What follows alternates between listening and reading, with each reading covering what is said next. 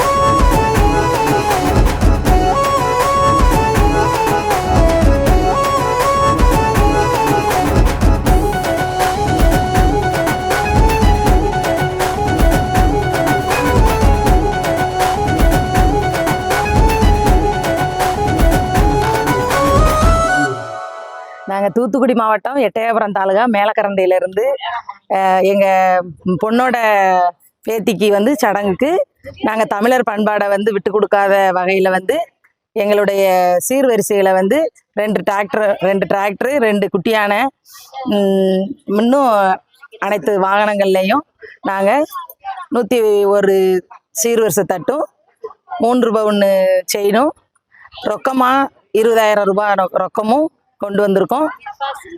ஆடு கடாய் வந்து 6 கடாய் கொண்டு வந்திருக்கு. நாங்கள் 11 தாய்மாமங்கள் சேர்ந்து எங்கள் பொண்ணை வந்து எந்த விதத்துலையும் கலங்கடிக்க விட்டுற மாட்டோம் அப்படிங்கிறத நிரூபிக்கணுங்கிறதுக்காண்டி கிழக்கு சீமை விழா படத்தில் மாதிரி நாங்கள் சீர்வரிசையை 10 கிலோமீட்டருக்கு தூரத்தில் இருந்து வரிசையாக கொண்டு வந்து சிறப்பிச்சிருக்கோம்.